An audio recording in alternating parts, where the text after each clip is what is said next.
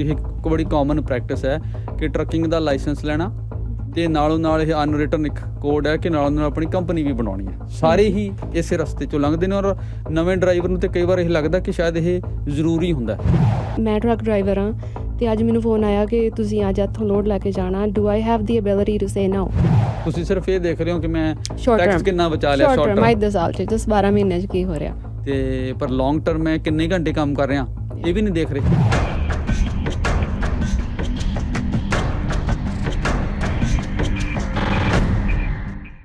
ਤੇ ਹੁਣ ਜਿਸ ਟੌਪਿਕ 'ਤੇ ਅਸੀਂ ਗੱਲਬਾਤ ਕਰਨੀ ਆ ਇਹ ਵੀ ਕਾਫੀ ਦੇਰ ਤੋਂ ਕਮਿਊਨਿਟੀ ਦੇ 'ਚ ਹੀ ਟੌਪਿਕ ਡਿਸਕਸ ਹੋ ਰਿਹਾ। ਕੁਝ ਸਾਲ ਪਹਿਲਾਂ CRA ਵੱਲੋਂ ਕੁਝ ਗਾਈਡਲਾਈਨਸ ਦਿੱਤੀਆਂ ਗਈਆਂ ਸੀ ਕਿ ਜਿਹੜਾ ਟਰੱਕਿੰਗ ਦੇ ਵਿੱਚ ਇੱਕ ਸਿਸਟਮ ਚੱਲਦਾ ਜਿਹਨੂੰ ਪੋਪੂਲਰ ਲੈਂਗੁਏਜ ਦੇ ਵਿੱਚ ਡਰਾਈਵਰ ਇੰਕ ਮਾਡਲ ਕਿਹਾ ਜਾਂਦਾ। ਡਰਾਈਵਿੰਗ ਇੰਕ ਕੋਈ ਓਫੀਸ਼ੀਅਲ ਟਰਮ ਨਹੀਂ ਹੈ, ਇੱਕ ਪੋਪੂਲਰ ਟਰਮ ਹੈ। ਉਦੋਂ ਜਦੋਂ ਜਿਹੜਾ ਡਰਾਈਵਰ ਹੈ, ਟਰੱਕਰ ਹੈ, ਉਹ ਇੱਕ ਇੰਪਲੋਈ ਦੇ ਤੌਰ ਦੇ ਉੱਤੇ ਨਹੀਂ ਬਲਕਿ ਇੱਕ ਬਿਜ਼ਨਸ ਓਨਰ ਦੇ ਤੌਰ 'ਤੇ ਕੰਮ ਕਰਦਾ। ਇਹਨੂੰ ਲੈ ਕੇ ਕੁਛ ਗਾਈਡਲਾਈਨ ਸੀ, ਇਹਦੇ ਬਾਰੇ ਕਾਫੀ ਕਨਫਿਊਜ਼ਨ ਰਿਹਾ ਤੇ ਹੁਣ ਰੀਸੈਂਟ ਡਿਵੈਲਪਮੈਂਟਸ ਕੁਛ ਇਹ ਹੋਈਆਂ ਨੇ ਕਿ CRA ਵੱਲੋਂ ਦੁਬਾਰਾ ਇਹਦੇ ਬਾਰੇ ਰਿਮਾਈਂਡਰਸ ਵੀ ਭੇਜੇ ਜਾ ਰਹੇ ਨੇ ਤੇ ਦੁਬਾਰਾ ਕਾਰਵਾਈ ਕੀਤੀ ਜਾ ਰਹੀ ਹੈ ਤਾਂ ਕਿ ਇਹਦੇ ਬਾਰੇ ਜਿਹੜੀਆਂ ਗਾਈਡਲਾਈਨਸ ਉਹਨਾਂ ਨੇ ਪਹਿਲਾਂ ਦਿੱਤੀਆਂ ਨੇ ਉਹਨਾਂ ਨੂੰ ਕੁਛ ਅਮਲ 'ਚ ਲਿਆਂਦਾ ਜਾ ਸਕੇ, ਕੁਛ ਲਾਗੂ ਕੀਤਾ ਜਾ ਸਕੇ। ਸੋ ਇਹ ਗਾਈਡਲਾਈਨਸ ਕੀ ਨੇ ਤੇ ਕੀ ਇਹਨਾਂ ਦਾ ਇੰਪੈਕਟ ਪਏਗਾ, ਇਹਨਾਂ ਬਾਰੇ ਜਿਹੜੇ ਕੁਛ ਸਵਾਲ ਨੇ ਉਹਨਾਂ 'ਤੇ ਅਸੀਂ ਗੱਲਬਾਤ ਕਰਨੀ ਹੈ। ਅਤੇ ਅਸੀਂ ਬੇਨਤੀ ਕੀਤੀ ਹੈ ਹਰਦੀਪ ਮਾਨ ਨੂੰ ਜਿਹੜੇ ਕਿ CA ਨੇ ਅਤੇ ਔਰ ਇਸ ਤਰ੍ਹਾਂ ਦੇ ਜਿਹੜੇ ਫਾਈਲਸ ਨੇ ਇਹਨਾਂ ਨਾਲ ਡੀਲ ਕਰਦੇ ਰਹਿੰਦੇ ਨੇ। ਸਾਡੇ ਨਾਲ ਸਟੂਡੀਓ 'ਚ ਨੇ ਹਰਦੀਪ ਜੀ ਆਇਆਂ ਨੂੰ, welcome. Thank you, good morning Shamil and everybody else. ਅਤੇ ਥੋੜ੍ਹਾ ਨੇੜੇ ਹੋ ਜਾਓ ਮਾਈਕ ਦੇ, ਆਵਾਜ਼ ਤੁਹਾਡੀ ਘੱਟ ਆ ਰਹੀ ਹੈ। ਠੀਕ ਹੈ ਜੀ। ਅਤੇ ਜ਼ਿਆਦਾਤਰ ਤਾਂ ਜਿਹੜੇ ਇਸ ਸੈਕਟਰ 'ਚ ਨੇ ਉਹਨਾਂ ਨੂੰ ਤਾਂ ਪਤਾ ਹੈ, ਪਰ ਜਿਹੜੇ ਨਹੀਂ ਉਹਨਾਂ ਨੂੰ ਥੋੜ੍ਹਾ ਜਿਹਾ ਤੁਸੀਂ ਐਕਸਪਲੇਨ ਕਰ ਦਿਓ, ਜਿਹਨੂੰ ਅਸੀਂ ਕਹਿੰਦੇ ਨੇ ਕਿ ਡਰਾਈਵਰ ਇੰਕ ਮਾਡਲ ਇਹ ਹੈ ਕੀ ਆ? ਹਾਂਜੀ, ਡਰਾਈਵਰ ਇੰਕ ਮਾਡਲ ਇਹ ਹੈਗਾ ਜਿਹੜੇ ਸਪੈਸੀਫਾਈਡ ਸ਼ੇਅਰ ਹੋਲਡਰਸ ਖੁਦ ਆਪ ਕੰਮ ਕਰਦੇ ਆ ਉਸ ਕਾਰਪੋਰੇਸ਼ਨ ਦੇ ਵਾਸਤੇ। ਸਿੰਗਲ ਜਿਹਦਾ ਸੋਰਸ ਆਫ ਇਨਕਮ ਹੈ। ਫੋਰ ਐਗਜ਼ਾਮਪਲ ਇੱਕ ਡਰਾਈਵਰ ਨੂੰ ਕਿਹਾ ਜਾਂਦਾ ਕਿ ਤੂੰ ਇਨਕਾਰਪੋਰੇਸ਼ਨ ਕਰ ਲਾ। ਸੋ ਉਸ ਡਰਾਈਵਰ ਉਹ ਖੁਦ ਕੰਮ ਕਰਦਾ, ਉਹਦੇ ਇੰਪਲੋਈਜ਼ ਨਹੀਂ ਕਰ ਰਹੇ। ਉਹ ਜਦੋਂ ਬੰਦਾ ਖੁਦ ਕੰਮ ਕਰਦਾ ਉਹਨੂੰ ਸਪੈਸੀਫਾਈਡ ਸ਼ੇਅਰ ਹੋਲਡਰ ਕਿਹਾ ਜਾਂਦਾ।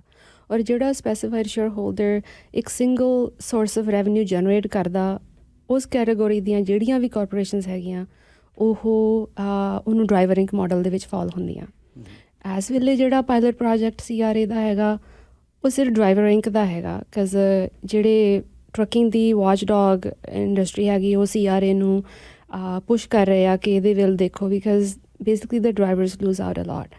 ਹੁਣ ਅੰਡਰਸਟੈਂਡਿੰਗ ਉਹਨਾਂ ਦੀ ਘੱਟ ਹੈ, ਬਿਕਾਜ਼ ਉਹਨਾਂ ਨੂੰ ਲੱਗਦਾ ਕਿ ਅਸੀਂ ਸਰਟਨ ਐਕਸਪੈਂਸਿਸ ਪ੍ਰੋਸੈਸ ਕਰ ਸਕਦੇ ਹਾਂ, ਟੈਕਸ ਬਚਾ ਸਕਦੇ ਹਾਂ, but I think in a bigger grand scheme of things they actually lose out. ਉਹਦੇ ਬਾਰੇ ਆਪਾਂ ਕਰਦੇ ਹਾਂ ਅੱਗੇ ਚੱਲ ਕੇ ਗੱਲ। ਇਹਦੇ 'ਚ ਕਿਉਂਕਿ ਹੁਣ ਵਿੱਚੋਂ ਵਿਚਾਲੇ ਕੋਵਿਡ ਆ ਗਿਆ ਸੀ, ਕੋਵਿਡ ਕਰਕੇ ਫਿਰ ਜਿਹੜੀ ਇਹਦੀ ਇੰਪਲੀਮੈਂਟੇਸ਼ਨ ਦਾ ਆਇਆ ਹੋਰ ਸਾਰਾ ਪ੍ਰੋਸੈਸ ਡਿਲੇ ਹੋ ਗਿਆ ਅਤੇ ਹੁਣ ਦੁਬਾਰਾ ਹਰਕਤ 'ਚ CRA ਨੇ ਆਉਣਾ ਸ਼ੁਰੂ ਕੀਤਾ। ਅਤੇ ਕਈਆਂ ਨੇ ਮੈਨੂੰ ਦੱਸਿਆ ਕਿ ਹੁਣ ਸ਼ੁਰੂ ਹੋ ਗਏ ਨੇ ਲੈਟਰਸ ਆਉਣੇ ਸ਼ੁਰੂ ਹੋ ਗਏ। ਜੂਨ ਦੇ ਸ਼ੁਰੂ ਹੋਏ, ਦਸੰਬਰ 2022 ਤੱਕ ਕੇ ਲੈਟਰਸ ਆਉਣਗੇ। It's a pilot project. ਉਹਨਾਂ ਨੇ ਰੈਂਡਮਲੀ ਲੈਟਰਸ ਭੇਜਣੇ ਆ ਕਿ explain your situation to us and let us help you determine if you fall into the driver ink.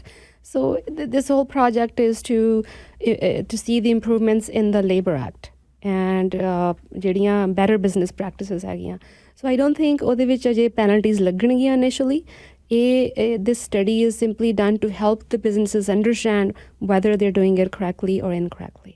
ਅਸੀਂ ਗੱਲਬਾਤ ਜਿਵੇਂ ਕਰ ਰਹੇ ਹਾਂ ਹਰਦੀਪ, ਕਿ ਕਨਫਿਊਜ਼ਨ ਇਸ ਚੀਜ਼ ਨੂੰ ਰਹਿੰਦਾ ਕਿ ਕੌਣ ਕੰਪਨੀ ਬਣਾ ਕੇ, ਜਿਵੇਂ ਹੁਣ ਇਹ ਇੱਕ ਬੜੀ ਕਾਮਨ ਪ੍ਰੈਕਟਿਸ ਹੈ ਕਿ ਟਰੱਕਿੰਗ ਦਾ ਲਾਇਸੈਂਸ ਲੈਣਾ ਅਤੇ ਨਾਲੋਂ ਨਾਲ ਇਹ ਅਨਰਿਟਨ ਇੱਕ ਕੋਡ ਹੈ ਕਿ ਨਾਲੋਂ ਨਾਲ ਆਪਣੀ ਕੰਪਨੀ ਵੀ ਬਣਾਉਣੀ ਹੈ। ਸਾਰੇ ਹੀ ਇਸੇ ਰਸਤੇ 'ਚੋਂ ਲੰਘਦੇ ਨੇ ਔਰ ਨਵੇਂ ਡਰਾਈਵਰ ਨੂੰ ਤਾਂ ਕਈ ਵਾਰ ਇਹ ਲੱਗਦਾ ਕਿ ਸ਼ਾਇਦ ਇਹ ਜ਼ਰੂਰੀ ਹੁੰਦਾ ਟਰੱਕਿੰਗ 'ਚ ਕਿ ਤੁਹਾਨੂੰ ਆਪਣੀ ਕੰਪਨੀ ਵੀ ਨਾਲ ਬਣਾਉਣੀ ਪੈਂਦੀ ਹੈ। ਪਰ ਇਹ ਨਹੀਂ ਹੈ ਕਿ ਸਾਰਿਆਂ 'ਤੇ ਪਾਬੰਦੀ ਹੈ। ਕੁਛ ਲੋਕ ਕਰ ਸਕਦੇ ਨੇ, ਕੁਛ ਨਹੀਂ ਕਰ ਸਕਦੇ। ਇਹਨੂੰ ਥੋੜ੍ਹਾ ਜਿਹਾ ਫਰਕ ਨੂੰ ਡਿਫਾਈਨ ਕਰੋਗੇ? ਇਹਦੇ 3 ਕਿ 4 ਕ੍ਰਾਈਟੇਰੀਆਜ਼ ਹੈਗੇ ਆ। ਫੋਰ ਐਗਜ਼ਾਮਪਲ ਜਦੋਂ ਤੁਸੀਂ ਕਾਰਪੋਰੇਸ਼ਨ ਖੋਲ੍ਹ ਲਈ, ਜੇ ਤੁਹਾਡਾ ਰੈਵਨਿਊ ਇੱਕੋ ਹੀ ਕਸਟਮਰ ਤੋਂ ਆ ਰਿਹਾ, ਫੋਰ ਐਗਜ਼ਾਮਪਲ ABC ਇੰਕ ਖੋਲ੍ਹ ਕੇ ਜਿਹੜੀ ਟਰੱਕਿੰਗ ਕੰਪਨੀ ਆ BCD ਦੇ ਨਾਲ ਮੈਂ ਚਲਾਉਣਾ, ਦੈਟ ਮੀਨਸ 12 ਮਹੀਨੇ ਤੁਹਾਡਾ ਰੈਵਨਿਊ BCD ਤੋਂ ਹੀ ਆਇਆ, ਕਿਤੋਂ ਹੋਰ ਨਹੀਂ ਆਇਆ। That's the first criteria. Second criteria ਹੈਗਾ ਕਿ ਐਜ਼ ਏ ਟਰੱਕ ਡਰਾਈਵਰ ਮੇਰਾ ਕੋ ਆਪਣੇ ਮੇਰੇ ਰਿਸੋਰਸਿਸ ਹੈਗੇ ਕਿ ਨਹੀਂ, ਦੈਟ ਮੀਨਸ ਮੈਂ ਆਪਣਾ ਟਰੱਕ ਓਨ ਕਰਦਾ ਕਿ ਨਹੀਂ। ਜੇ ਉਹ ਨਾ ਹੋ ਗਈ ਦੈਨ ਯੂਅਰ ਸੈਕੰਡ ਕ੍ਰਾਈਟੇਰੀਆ ਵੀ ਮੀਟ ਹੋ ਗਿਆ ਕਿ ਤੁਹਾਡੇ ਕੋਲ ਆਪਣੇ ਰਿਸੋਰਸਿਸ ਨਹੀਂ ਹੈਗੇ, ਮਤਲਬ ਕੰਪਨੀ ਦੇ ਸਾਰੇ ਰਿਸੋਰਸਿਸ ਤੁਸੀਂ ਯੂਜ਼ ਕਰ ਰਹੇ ਆ। ਤੀਜਾ ਕ੍ਰਾਈਟੇਰੀਆ ਹੈਗਾ ਕਿ ਤੁਸੀਂ ਨਾ ਕਰ ਸਕਦੇ ਹੋ। ਅੱਜ ਮੈਂ ਸਵੇਰੇ ਉੱਠੀ ਹਾਂ, ਮੈਂ ਟਰੱਕ ਡਰਾਈਵਰ ਹਾਂ ਅਤੇ ਅੱਜ ਮੈਨੂੰ ਫੋਨ ਆਇਆ ਕਿ ਤੁਸੀਂ ਅੱਜ ਇੱਥੋਂ ਲੋਡ ਲੈ ਕੇ ਜਾਣਾ, do I have the ability to say no. employees ਨੂੰ ਜਨਰਲੀ ਐਬਿਲਿਟੀਜ਼ ਨਹੀਂ ਹੁੰਦੀ। employees have to call in their superior and say ਅੱਜ ਮੈਂ ਬਿਮਾਰ ਹੋ ਗਿਆ, ਮੈਂ ਨਹੀਂ ਆ ਸਕਦਾ। ਤੁਹਾਡੇ ਕੋਲ ਵੀ ਇਹ ਐਬਿਲਿਟੀ ਹੈਗੀ ਕਹਿਣ ਦੀ ਕਿ ਨਹੀਂ ਵੀ ਮੈਂ ਤਾਂ ਅੱਜ ਲੋਡ ਲੈ ਕੇ ਨਹੀਂ ਜਾਣੀ, ਅੱਜ ਮੇਰੀ ਕਿਤੇ ਹੋਰ ਅਪੁਆਇੰਟਮੈਂਟ, ਅੱਜ ਮੈਂ ਨਹੀਂ ਆਉਣਾ। ਸੋ ਜੇ ਤੁਹਾਡੇ ਕੋਲ ਇੱਦਾਂ ਦੀ ਅਥੋਰਿਟੀ ਹੈਗੀ ਆ to say no, to determine your own schedule, working schedule, ਫਿਰ ਵੀ ਤੁਹਾਨੂੰ ਥੋੜ੍ਹੀ ਅਟੋਨਮੀ ਮਿਲ ਜਾਂਦੀ ਕਿ ਮੈਂ ਕਾਂਟਰੈਕਟਰ ਹੈਗਾ, EMPLOYEE ਨਹੀਂ ਹੈਗਾ। ਸੋ this whole entire issue is misclassifying a definition of a employee and a contractor. ਨਹੀਂ, ਸਿੰਪਲ ਗੱਲ ਇਸ ਤਰ੍ਹਾਂ ਨਹੀਂ ਹੋਗੀ ਕਿ ਜੇ ਤੁਸੀਂ ਟਰੱਕ ਓਨ ਕਰਦੇ ਹੋ, ਹਾਂਜੀ ਟਰੱਕ ਜੇ ਓਨ ਕਰਦੇ ਦੈਨ ਤੁਸੀਂ ਓਕੇ ਆ, ਦੈਨ ਓਕੇ ਯੂਰ। ਪਰ ਜੇ ਤੁਹਾਡੇ ਕੋਲ ਟਰੱਕ ਨਹੀਂ ਹੈ, ਸਿਰਫ ਤੁਸੀਂ ਡਰਾਈਵਰ ਹੋ, ਤੁਸੀਂ ਉਹੀ ਕੰਮ BCD ਕੰਪਨੀ ਦਾ EMPLOYEE ਹੋ ਕੇ ਵੀ ਕਰ ਸਕਦੇ ਹੋ, ਜਿਹੜਾ ਜੇ ਤੁਸੀਂ ਟਰੱਕ ਨਹੀਂ ਓਨ ਕਰਦੇ। ਜਦੋਂ ਤੁਸੀਂ ਟਰੱਕ ਓਨ ਕਰਦੇ ਦੈਟ ਮੀਨਸ ਤੁਸੀਂ ਆਪ ਰਿਸੋਰਸਿਸ ਦੇ ਵਿੱਚ ਇਨਵੈਸਟ ਕਰ ਰਹੇ ਹੋ। ਹੁਣ ਇਹਦੇ 'ਚ ਫਿਰ ਫਰਕ ਕੀ ਪੈਣਾ? ਜਦੋਂ ਫਰਕ ਪਏਗਾ, ਜਦੋਂ CRA ਨੇ ਡਿਫਾਈਨ ਕਰ ਲਿਆ ਕਿ ਤੁਸੀਂ ਕੁਆਲੀਫਾਈ ਨਹੀਂ ਕਰਦੇ as a business owner company ਬਣਾ ਕੇ ਕੰਮ ਕਰਨ ਲਈ। ਪਹਿਲੀ ਗੱਲ ਤੇ ਤੁਸੀਂ ਟੈਕਸ ਪੇ ਕਰੋਗੇ 26% ਤੇ, ਓਕੇ, ਵਰਸਸ 12%। ਨੰਬਰ 2, ਹੋ ਸਕਦਾ ਉਸ ਡਰਾਈਵਰ ਇੰਕ ਨੇ, ਓਨਰ ਨੇ ਔਰ ਜਾਂ ਉਹਨਾਂ ਦੇ ਅਕਾਊਂਟੈਂਟ ਨੇ ਬੜੇ ਡਿਫਰੈਂਟ ਤਰ੍ਹਾਂ ਦੇ ਐਕਸਪੈਂਸਿਸ ਪ੍ਰੋਸੈਸ ਕੀਤੇ ਹੋਣ, ਟੈਲੀਫੋਨ, ਹੋਮ ਆਕੂਪੈਂਸੀ, ਇਹ ਉਹ ਸਾਰੇ ਡਿਨਾਈ ਹੋ ਜਾਣਗੇ। ਇੱਕ ਸਿੰਗਲ EMPLOYE ਐਕਸਪੈਂਸ ਅਲਾਉ ਕੀਤਾ ਹੋਊਗਾ ਜਿਹੜਾ ਕਿ ਸੈਲਰੀ ਹੋਊਗਾ, ਸਿਰਫ ਸੈਲਰੀ ਡਿਡਕਸ਼ਨ ਅਲਾਉ ਕਰਕੇ। ਸੋ ਜਿਹੜੇ ਡਰਾਈਵਰਿੰਗਸ ਹੈਗੇ ਆ, ਦਾ ਮੈਂਡੇਟ ਇਜ਼ ਜੇ ਤੁਸੀਂ 100,000 ਐਜ਼ ਏ ਡਰਾਈਵਰ ਕਮਾਇਆ ਅਤੇ 100,000 ਆਪਣੀ ਪਰਸਨਲ ਇਨਕਮ 'ਚ ਲੈ ਕੇ ਜਾਓ to avoid taxes at 26% or avoid being called PSB.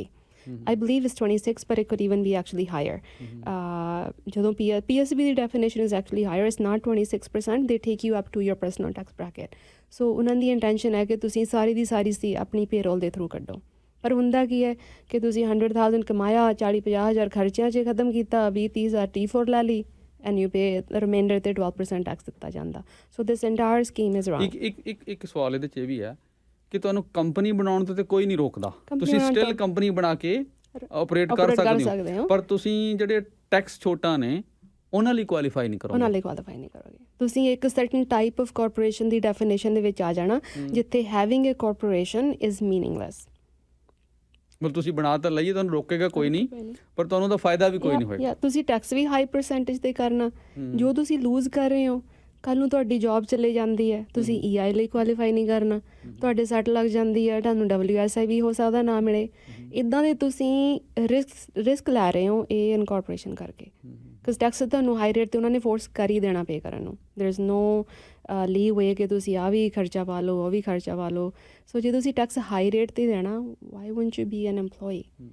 Hardeep ji, ਜਿਵੇਂ ਤੁਸੀਂ ਗੱਲ ਕਿਹਾ ਕਿ ਕੰਪਨੀ ਬਣਾਉਣ ਤੋਂ ਤੁਹਾਨੂੰ ਕੋਈ ਨਹੀਂ ਰੋਕੇਗਾ, ਹਾਂਜੀ, ਪਰ ਤੁਹਾਨੂੰ ਕੰਪਨੀ ਬਣਾਉਣ ਦਾ ਫਾਇਦਾ ਕੋਈ ਨਹੀਂ ਹੋਏਗਾ ਜੇ ਤੁਸੀਂ ਕੁਆਲੀਫਾਈ ਨਹੀਂ ਕਰਦੇ ਜਿਹੜੀਆਂ ਟੈਕਸ ਤੇ ਹੋਰ ਖਰਚੇ ਪਾਉਣ ਦੀ ਸਹੂਲਤ ਬਿਜ਼ਨਸਿਸ ਨੂੰ CRA ਦਿੰਦਾ। ਹਾਂਜੀ, ਇਹਨੂੰ ਬੇਸਿਕਲੀ ਕਹਿ ਲਓ ਕਿ ਇਹ ਲੈਜਿਟ ਬਿਜ਼ਨਸ ਨਹੀਂ ਹੈਗਾ according to CRA definition of what is small business is. ਤੇ ਉਹਦੀ ਬਜਾਏ ਫਿਰ ਉਹ ਲੂਜ਼ ਕੀ ਕਰ ਰਹੇ ਹੋਣਗੇ? ਥੋੜਾ ਜਿਹਾ ਕੰਪੈਰੀਜ਼ਨ ਵੀ ਹੋ ਜਾਏਗਾ। ਉਹ ਲੂਜ਼ ਕਰ ਰਹੇ ਜੌਬ ਸੇਫਟੀ। ਕੱਲ੍ਹ ਨੂੰ ਐਨੀ ਰੀਜ਼ਨ ਕਰਕੇ ਤੁਹਾਡੀ ਜੌਬ ਚਲੇ ਜਾਂਦੀ ਆ, ਤੁਸੀਂ EI ਲਈ ਨਹੀਂ ਕੁਆਲੀਫਾਈ ਕਰੋਗੇ। ਜੇ ਤੁਹਾਡੇ ਸੱਟ ਲੱਗ ਜਾਂਦੀ ਹੈ, WSI ਵੀ ਸ਼ਾਇਦ ਕਵਰੇਜ ਨਾ ਮਿਲੇ, ਡਿਪੈਂਡਿੰਗ ਔਨ ਤੁਹਾਡੀ ਖੁਦ ਦੀ ਕੰਪਨੀ ਨੇ ਤੁਹਾਨੂੰ ਕਵਰ ਕੀਤਾ ਕਿ ਨਹੀਂ। ਤੁਹਾਨੂੰ ਵਕੇਸ਼ਨ ਨਹੀਂ ਮਿਲੀ ਲਾਈਕ ਜੇ ਲਸੇ ਤੁਹਾਨੂੰ ਫਾਇਰ ਕੀਤਾ ਜਾਂਦਾ, ਤੁਹਾਡੀ ਐਨੀ ਆਫ ਸੈਵਰੈਂਸ ਪੇ, ਲਾਈਕ ਜੋ ਚੀਜ਼ਾਂ ਇੱਕ EMPLOYEE ਨੂੰ ਮਿਲਦੀਆਂ at the time of termination, ਕੋਈ ਤੁਹਾਨੂੰ ਕੋਈ ਅਨਐਮਪਲੋਇਮੈਂਟ, ਕੋਈ ਚੀਜ਼ ਨਹੀਂ ਮਿਲੀ। ਤੁਸੀਂ ਬਹੁਤ ਕੁਝ ਲੂਜ਼ ਕਰ ਰਹੇ ਹੋ ਜੇ ਤੁਸੀਂ ਟੈਕਸ ਨਹੀਂ ਸੇਵ ਕਰ ਰਹੇ ਇਹਦੇ ਰਾਹੀਂ। ਅੱਛਾ, ਪਰ ਇਹਦੇ 'ਚ ਹੁਣ ਇੱਕ ਇਸ਼ੂ ਹੈ, ਜਿਵੇਂ ਮੇਰੇ ਕੋਲ ਇੱਕ ਕੁਐਸਚਨ ਵੀ ਆਇਆ ਹੋਇਆ ਵੀ ਜਿਹੜੀਆਂ ਕੰਪਨੀਜ਼ ਨੇ ਉਹਨਾਂ ਨੂੰ ਵੀ ਇਸ 'ਚ ਹੁਣ ਮਜ਼ਾ ਆਉਣਾ ਸ਼ੁਰੂ ਹੋ ਗਿਆ, ਉਹ ਵੀ ਤੁਹਾਨੂੰ ਪੇਰੋਲ 'ਤੇ ਪਾਉਣ ਨੂੰ ਰਾਜੀ ਨਹੀਂ। ਯਾ ਤੇ ਉਹਦੇ 'ਚ ਫਿਰ ਕਰਨ ਕੀ? ਇਸ ਵੇਲੇ ਜਿਹੜਾ ਪਾਇਲਟ ਪ੍ਰੋਜੈਕਟ ਹੈ ਉਹਨਾਂ ਨੇ ਬਿਜ਼ਨਸਿਸ ਨੂੰ ਇੰਟਰਵਿਊ ਕਰਨਾ ਜਿਨ੍ਹਾਂ ਨੂੰ ਵੀ ਚਿੱਠੀ ਆਈ ਹੈ ਟੂ ਹੈਲਪ them ਅੰਡਰਸਟੈਂਡ ਕਿ ਉਹ ਰੂਲਸ ਫੋਲੋ ਕਰ ਰਹੇ ਆ ਕਿ ਨਹੀਂ। ਸੋ there is a good chance ਕਈਆਂ ਨੂੰ ਇਹਦੇ ਬਾਰੇ ਪਤਾ ਨਹੀਂ, ਉਹ ਅਣਜਾਣੇ 'ਚ ਇਹ ਰੂਲ ਨਹੀਂ ਫੋਲੋ ਕਰ ਰਹੇ, ਕੋਈ ਜਾਣਬੁੱਝ ਕੇ ਕਰ ਰਹੇ ਆ। ਸੋ ਜਿੱਥੇ ਕਿਤੇ ਤੈਅ ਪਤਾ ਲੱਗ ਗਿਆ ਕਿ ਜਾਣਬੁੱਝ ਕੇ ਕਰ ਰਹੇ ਆ, ਦੇਰ ਕੁਡ ਬੀ ਪੈਨਲਟੀਜ਼, ਪਰ majority of the time as well there's a leeway, there's no penalties if CRA comes in and says you are doing it wrong. But let's say you reviewed the second time, they come in 2 years from now and they say, oh, by the way, we told you you were incorrect. So second time ਜਦੋਂ ਉਹਨਾਂ ਨੇ ਤੁਹਾਨੂੰ check ਕਰਨਾ, there will be good amount of penalties and charges for not following the recommendations. ਕਈ ਦੋਸਤ ਕਾਲ ਵੀ ਕਰ ਰਹੇ, ਅਸੀਂ ਕਾਲਸ 'ਤੇ ਨਹੀਂ ਲੈ ਪਾਵਾਂਗੇ ਇਸ ਸੈਗਮੈਂਟ 'ਚ, ਪਰ ਤੁਸੀਂ ਟੈਕਸਟ ਮੈਸੇਜ ਕਰ ਸਕਦੇ ਹੋ ਜੇ ਤੁਹਾਡਾ ਕੋਈ ਇਸ ਤਰ੍ਹਾਂ ਦਾ ਕੁਐਸਚਨ ਹੈ ਜਾਂ ਇਸੇ ਚੀਜ਼ ਨੂੰ ਹੋਰ ਤੁਸੀਂ ਬਿਹਤਰ ਤਰੀਕੇ ਨਾਲ ਸਮਝਣਾ ਚਾਹ ਰਹੇ ਹਾਂ। ਜਿਹੜੇ ਕੁਐਸਚਨ ਨੇ ਮੇਰੇ ਕੋਲ ਕਿ ਕੀ ਟਰੱਕਿੰਗ ਕੰਪਨੀਜ਼ ਵਿਲਿੰਗ ਹੋਣਗੀਆਂ ਓਵਰ ਟਾਈਮ ਪੇ ਕਰਨ ਲਈ after 44 hours like other jobs? ਇਹ ਸਾਰੇ ਉਸੇ ਤਰ੍ਹਾਂ ਦੇ ਕੁਐਸਚਨ ਹੈ ਜਿਨ੍ਹਾਂ ਦਾ ਤੁਸੀਂ ਇਹ ਜਿਹੜਾ ਲੇਬਰ ਐਕਟ ਦਾ ਰੂਲ ਹੈਗਾ, ਇਟ ਇਜ਼ ਫॉर EMPLOYEES। ਸੋ ਜਦੋਂ ਤੁਹਾਨੂੰ EMPLOYEES ਦੇ ਤੌਰ 'ਤੇ ਉਹਨਾਂ ਨੇ ਹਾਇਰ ਹੀ ਕਰ ਲਿਆ, then this mandate is there। ਉਹ ਐਕਚੁਅਲੀ ਕਰਨਗੇ ਤਾਂ ਨਹੀਂ, if they're going to contravene that rule, that's what they're choosing to do। But if an employee does work over 45, law says overtime। ਬਾਕੀ ਆਪੋ ਆਪਣੀਆਂ ਕੈਲਕੂਲੇਸ਼ਨ ਨੇ, ਜਿਵੇਂ ਇੰਡਸਟਰੀ ਜੈਦੀਪ ਸੈਣੀ ਕਹਿੰਦੇ ਨੇ ਕਿ ਜੇ ਕੋਈ ਇਹ ਕਰ ਹੀ ਨਹੀਂ ਸਕਦਾ ਤਾਂ ਫਿਰ ਕੋਈ ਟਰੱਕ ਕਿਉਂ ਚਲਾਏਗਾ? ਕਹਿੰਦੇ ਇਹਦੇ ਨਾਲ ਤਾਂ ਫਿਰ ਵਧੀਆ ਕਿ ਫੋਰਕਲਿਫਟ ਚਲਾਓ। ਇਹ ਤਾਂ ਸਾਰਿਆਂ ਦੀਆਂ ਆਪਣੀਆਂ ਆਪਣੀਆਂ ਡੈਫੀਨੇਸ਼ਨਸ ਹੈਗੀਆਂ ਕਿ ਵਾਟ ਇਜ਼ ਵਰਥ ਡੂਇੰਗ। ਜੇ ਤੁਹਾਨੂੰ ਲੱਗਦਾ ਕਿ ਤੁਸੀਂ ਐਜ਼ ਅ ਟਰੱਕ ਡਰਾਈਵਰ ਅਸੀਂ ਕੈਸ਼ ਫਲੋ ਪਰਸਪੈਕਟਿਵ ਤੋਂ ਸ਼ਾਇਦ ਤੁਸੀਂ ਉੱਥੇ ਹੀ ਰਹੋਗੇ, but what we're not waiting in are the qualitative factors। ਇਸ ਵੇਲੇ ਅਸੀਂ ਹੋ ਸਕਦਾ 41% ਤੋਂ ਟੈਕਸ ਆਪਣਾ 20% ਕਢਾ ਲਿਆ because we're choosing to incorporate, but how are you going to put a value on loss of benefits, loss of pension, loss of severance pay, loss of vacation? ਤੁਸੀਂ ਇਹਦੇ ਉੱਪਰ ਵੀ ਇੱਕ ਡਾਲਰ ਵੈਲਿਊ ਪਾਉਣੀ ਸ਼ੁਰੂ ਕਰੋ, you'll see ਕਿ the savings in tax are not outweighing the qualitative, the long term ਜਿਹੜੇ financial gain ਹੈਗਾ ਜਿਹੜਾ ਤੁਹਾਨੂੰ। ਤੁਸੀਂ ਸਿਰਫ ਇਹ ਦੇਖ ਰਹੇ ਹੋ ਕਿ ਮੈਂ ਸ਼ਾਰਟ ਟੈਕਸ ਕਿੰਨਾ ਬਚਾ ਲਿਆ ਸ਼ਾਰਟ ਟਰਮ, 5 ਸਾਲ 'ਚ 12 ਮਹੀਨੇ 'ਚ ਕੀ ਹੋ ਰਿਹਾ, ਤੇ ਪਰ ਲੌਂਗ ਟਰਮ ਮੈਂ ਕਿੰਨੇ ਘੰਟੇ ਕੰਮ ਕਰ ਰਿਹਾ ਇਹ ਵੀ ਨਹੀਂ ਦੇਖ ਰਹੇ। ਇਹ ਵੀ ਨਹੀਂ ਦੇਖ ਰਹੇ। ਮਤਲਬ ਜੇ ਤੁਸੀਂ EMPLOYEE ਦੇ ਤੌਰ 'ਤੇ ਕੰਮ ਕਰੋਗੇ, ਤੁਸੀਂ ਲਿਮਟਿਡ ਆਵਰ ਕੰਮ ਕਰੋਗੇ, ਪਰ ਇਹ ਸਾਰਾ ਕੁਝ ਜਿਵੇਂ ਇਹ ਦੱਸ ਰਿਹਾ ਇੱਥੇ ਹੀ ਖੈਰ ਇਹ ਦੋਨੇ ਬੰਨੇ ਇਸ਼ੂਜ਼ ਹੈਗੇ ਆ। ਸੋ ਇਟਸ ਨਾਟ ਇਹ ਇਕੱਲੀਆਂ ਕੰਪਨੀਆਂ ਦੀ ਪ੍ਰੋਬਲਮ ਨਹੀਂ ਹੈਗੀ, ਬਿਕਾਜ਼ ਡਰਾਈਵਰਸ ਵੀ ਨਹੀਂ ਚਾਹੁੰਦੇ ਕਿ ਉਹ EMPLOYEES ਦੀ ਤਰ੍ਹਾਂ ਹਾਇਰ ਹੋਣ, ਤੇ ਡਰਾਈਵਰ ਵੀ ਚਾਹੁੰਦੇ ਕਿ ਅਸੀਂ EMPLOYEES ਹੀ ਨਾ ਹੋਈਏ। So this is a two way street. But ਹੁਣ ਇੱਕ ਤੀਜੀ ਪਾਰਟੀ ਆਈ ਹੈ, CRA ਕਹਿ ਲਓ ਜਾਂ ਟਰੱਕਿੰਗ ਦੀ ਵਾਚਡੌਗ ਕਹਿ ਲਓ, they're going to try to force both parties। ਕਿਉਂਕਿ ਟਰੱਕਿੰਗ ਇੰਡਸਟਰੀ ਦੇ ਵਿੱਚ ਵੀ ਭਾਵੇਂ ਕੁਝ ਕੰਪਨੀਜ਼ ਜਿਹੜੀਆਂ ਆਪਣੀ ਕਮਿਊਨਿਟੀ 'ਚ ਨੇ ਸਪੈਸ਼ਲੀ, ਉਹਨਾਂ ਦਾ ਇੰਟਰਸਟ ਹੋ ਸਕਦਾ ਹੈ ਸਿਸਟਮ ਨੂੰ ਰੱਖਣਾ, ਪਰ ਜਿਹੜੀਆਂ ਵੱਡੀਆਂ ਕੰਪਨੀਜ਼ ਨੇ ਟਰੱਕਿੰਗ ਦੀਆਂ ਉਹ ਵੀ ਪਰੇਸ਼ਾਨ ਨੇ, ਉਹ ਵੀ ਇਹ ਕੈਂਪੇਨ ਚਲਾ ਰਹੀਆਂ ਨੇ ਇਸ ਚੀਜ਼ ਦੇ ਖਿਲਾਫ ਕੈਂਪੇਨ। ਪਹਿਲੀ ਗੱਲ ਤੇ ਜਿਹੜੇ ਟਰੱਕਿੰਗ ਕੰਪਨੀਜ਼ ਇਸ ਚੀਜ਼ ਨੂੰ ਰਿਸਪੈਕਟ ਕਰਦੇ ਆ ਕਿ ਅੰਡਰਸਟੈਂਡ ਕਰਦੇ ਕਿ ਮੈਨੂੰ EMPLOYEES ਦੀ ਤਰ੍ਹਾਂ ਹਾਇਰ ਕਰਨਾ ਚਾਹੀਦਾ ਕਿ ਡਰਾਈਵਰ ਹਾਇਰ ਕਰਨਾ ਚਾਹੀਦਾ। ਜਿਹੜੀ ਵੱਡੀ ਕੰਪਨੀ ਕਹਿੰਦੀ ਵੀ ਮੈਂ ਤੁਹਾਨੂੰ EMPLOYEES ਦੀ ਤਰ੍ਹਾਂ ਹਾਇਰ ਕਰਨਾ, ਡਰਾਈਵਰ ਜਾਣਾ ਨਹੀਂ ਚਾਹੁੰਦੇ ਉੱਥੇ, because they don't want to be drivers। ਸੋ ਇਸ ਕਰਕੇ ਡਰਾਈਵਰਸ ਦੀ ਸ਼ਾਰਟੇਜ ਬਹੁਤ ਆਉਂਦੀ ਹੈ, ਵੱਡੀਆਂ ਕੰਪਨੀਜ਼ ਨੂੰ ਨਹੀਂ ਮਿਲਦੇ, because there are other companies ਜਿਹੜੇ ਕਹਿੰਦੇ ਠੀਕ ਹੈ ਇਨਕੋਰਪੋਰੇਸ਼ਨ ਲਾਇਓ, we'll hire you as a corporation। ਕਈ ਪਾਰਟੀਜ਼ ਨੇ ਜੀ, ਅਕਾਊਂਟੈਂਟਸ ਦਾ ਵੀ ਇੱਕ ਸੈਗਮੈਂਟ ਹੈ ਜਿਨ੍ਹਾਂ ਦਾ ਕੰਮ ਹੀ ਇਸ ਦੇ ਸਿਰ ਤੇ ਚੱਲਦਾ, ਉਹ ਵੀ ਨਹੀਂ ਸ਼ਾਇਦ ਸਹੀ ਇਨਫੋਰਮੇਸ਼ਨ ਦੇਣੀ ਚਾਹੁੰਦੇ। ਤੇ ਸਵਾਲ ਜਿਹੜੇ ਸਾਡੇ ਕੋਲ ਆ ਰਹੇ ਨੇ, ਇੱਕ ਪ੍ਰਤੀਤ ਹੋਰਾਂ ਦਾ ਕਮੈਂਟ ਹੈ ਕਿ ਇਸ ਤਰ੍ਹਾਂ ਕਦੇ ਨਹੀਂ ਹੋਣਾ, ਇਹ ਸਰਕਾਰ ਅੱਖਾਂ ਬੰਦ ਕਰ ਲੈਂਦੀ ਹੈ। ਹਾਂਜੀ, ਇਹ ਵੀ ਪੋਸੀਬਲ ਹੈਗਾ ਆ, ਮੇ ਬੀ ਸਟੱਡੀ ਕਰਕੇ ਹੋ ਸਕਦਾ ਕੁਝ ਵੀ ਨਾ ਹੋਵੇ, but who am I to say that. ਹਾਂਜੀ, ਇਹ ਕਹਿੰਦੇ ਨੇ ਜੀ ਕਿ ਟਰੱਕਿੰਗ ਕੰਪਨੀ, ਜਤਿੰਦਰ ਜਟਾਣਾ ਕਹਿੰਦੇ ਨੇ ਜੋ ਕੁਛ ਚੱਲ ਰਿਹਾ, ਜੋ ਕੁਛ ਅਕਾਊਂਟਿੰਗ ਵਾਲੇ ਦੱਸਦੇ ਨੇ ਕਿ trucking companies can create another sister company to avail this driver Inc facility. ਤੇ ਚਲੋ ਅਸੀਂ ਇਹ ਤਾਂ ਰਾਏ ਨਹੀਂ ਦੇਣੀ ਕਿਸੇ ਨੂੰ।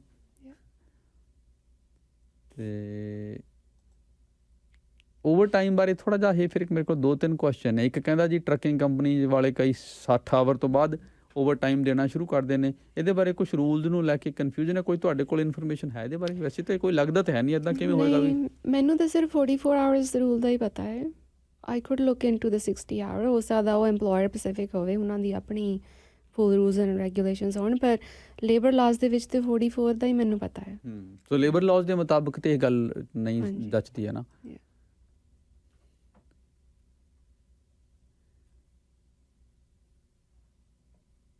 ਲੇਕਿਨ ਇਹ like owner operator is paying us owner Inc corporation and he is having many truck in a well known Canadian trucking driver ਜਿਹੜੇ ਜਿਹਦੇ ਤੁਸੀਂ ਟਰੱਕ ਓਨ ਕਰਦੇ ਹੋ ਫਿਰ ਤਾਂ ਕੋਈ ਇਸ਼ੂ ਨਹੀਂ ਹੈ। ਤਾਂ ਇਸ ਵਿੱਚ ਥੋੜਾ ਕਨਫਿਊਜ਼ਨ ਵੀ ਹੋ ਰਿਹਾ। ਇਹ ਸਿਰਫ ਉਹਨਾਂ ਵਾਸਤੇ ਹੈ ਕਿ ਜਿਹਨਾਂ ਜਿਹੜੇ ਸਿਰਫ ਡਰਾਈਵਰ ਨੇ, ਜਿਹੜੇ ਸਿਰਫ ਘੰਟੇ ਦੇ ਹਿਸਾਬ ਨਾਲ ਪੈਸੇ ਲੈਂਦੇ ਆ, ਉਹਨਾਂ ਦਾ ਕੁਝ ਵੀ ਐਟ ਰਿਸਕ ਨਹੀਂ ਹੈਗਾ। ਇੱਕ ਕਮੈਂਟ ਹੈ ਕਿ companies pay 20% lower rate to drivers on company payroll, basically they cut employer tax. ਹਾਂਜੀ, 16% ਐਮਪਲੋਇਰ ਕਾਸਟ ਐਡ ਹੋ ਜਾਂਦੀ ਹੈ ਜੇ ਉਹ ਤੁਹਾਨੂੰ ਐਮਪਲੋਈ ਦੀ ਤਰ੍ਹਾਂ ਹਾਇਰ ਕਰਨ, ਵਿਚ is EI, CPP, maybe other health and dental benefits, and that would sound right. ਉਹ ਤੁਹਾਨੂੰ ਤਾਂ ਤੁਹਾਡੇ ਵਾਸਤੇ ਹੀ ਨੇ, ਤੁਹਾਡੇ ਵਾਸਤੇ ਹੀ ਹੈ, ਤੁਹਾਨੂੰ ਐਕਸੈਸ ਦੇਣ ਵਾਸਤੇ। ਪਰ ਆਪਾਂ ਅਸਲ ਵਿੱਚ ਇਦਾਂ ਦੇਖਦੇ ਆ ਵੀ ਹੁਣੇ ਮੈਨੂੰ ਕੀ ਆਇਆ, ਹੁਣੇ ਉਹ ਕੈਸ਼ ਸ਼ਾਰਟ ਟਰਮ ਕੈਸ਼ ਲੈਸ ਹੋ ਗਿਆ ਨਾ, ਆਪਾਂ ਨੂੰ ਸਿਰਫ ਉਹਦੇ ਨਾਲ ਹੀ ਮਤਲਬ ਹੁੰਦਾ ਹੈ। ਓਕੇ,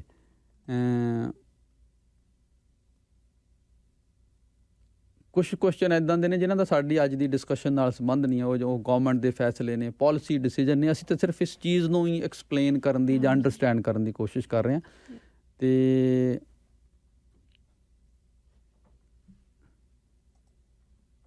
ਇਹ ਕਹਿੰਦੇ ਨੇ ਕਿ in my view trucking company start paying vacations overtime and CPP, then I think lot of driver will switch as driver.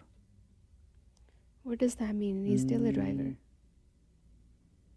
You mean they'll start buying their own trucks? ਪਤਾ ਨਹੀਂ ਕੀ ਕਹਿਣਾ ਚਾਹੁੰਦੇ, ਮੈਨੂੰ ਇਹਨਾਂ ਦੀ ਗੱਲ ਚੰਗੀ ਤਰ੍ਹਾਂ ਸਮਝ ਨਹੀਂ ਆਈ। ਤੇ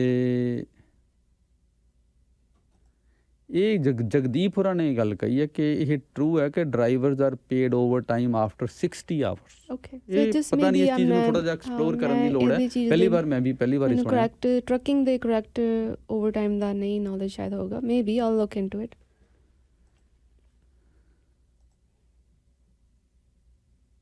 ਕੁਛ ਮਤਲਬ ਇਸ ਤਰ੍ਹਾਂ ਦਾ ਵੀ ਹੈ ਕਿ ਆਪਣੇ ਲੋਕਾਂ ਨੂੰ ਹੁਣ ਆਦਤ ਹੋ ਗਈ ਹੈ, ਜਿਹੜੇ ਅਕਾਊਂਟਿੰਗ ਵਾਲਿਆਂ ਨੇ ਵੀ ਤੋੜ ਮਰੋੜ ਕਰਕੇ ਰਸਤੇ ਸਿਖਾਏ ਹੋਏ ਨੇ ਸਾਰੇ ਚੋਰ ਮੋਰੀਆਂ ਵਾਲੇ, ਅਤੇ ਉਹਨਾਂ ਦੀ ਵੀ ਇੱਕ ਆਦਤ ਪੈ ਚੁੱਕੀ ਹੈ।